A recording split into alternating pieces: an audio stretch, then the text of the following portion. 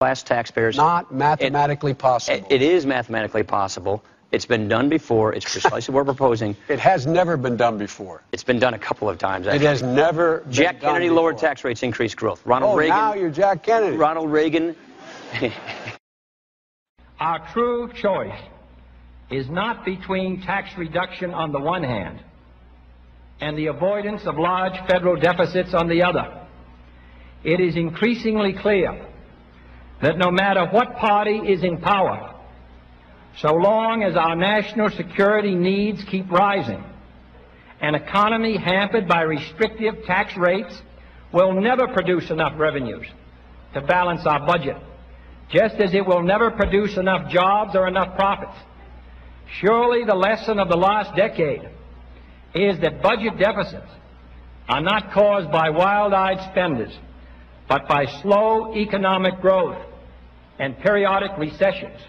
And any new recession would break all deficit records. In short, it is a paradoxical truth that tax rates are too high today and tax revenues are too low. And the soundest way to raise the revenues in the long run is to cut the rates now. The experience of a number of European countries and Japan have borne this out. This country's own experience with tax reduction in 1954 has borne this out. And the reason is that only full employment can balance the budget, and tax reduction can pave the way to that employment. The purpose of cutting taxes now is not to incur a budget deficit, but to achieve the more prosperous, expanding economy which can bring a budget surplus. I repeat, our practical choice is not between a tax cut deficit and a budgetary surplus.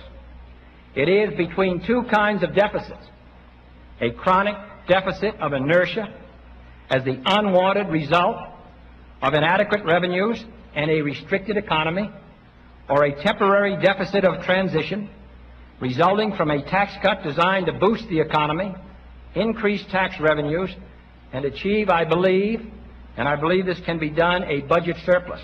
The first type of deficit is a sign of waste and weakness. The second reflects an investment in the future.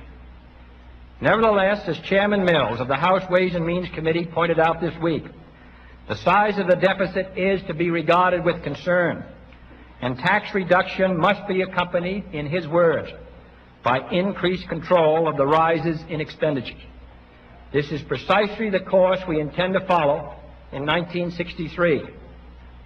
Defense and space expenditures will necessarily rise in order to carry out programs which are demanded and are necessary for our own security, and which have largely been authorized by members in both parties of the Congress with overwhelming majorities.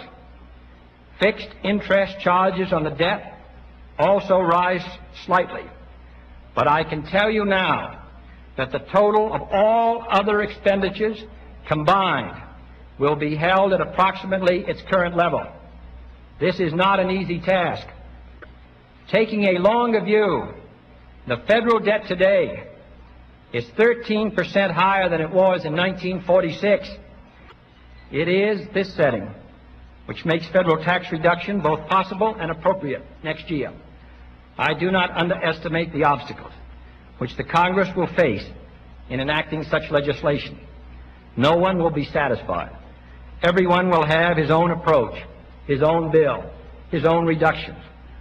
A high order of restraint and determination will be required.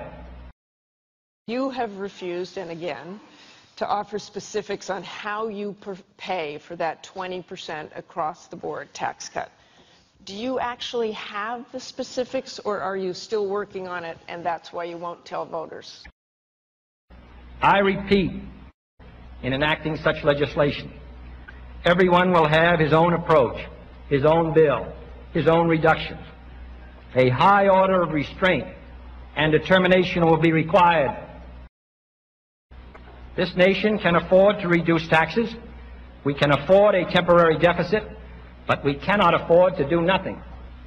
For on the strength of our free economy rests the hope of all free nations. We shall not fail that hope, For free men and free nations must prosper, and they must prevail. It's incredible. Willing to With all due respect, that's a bunch of malarkey.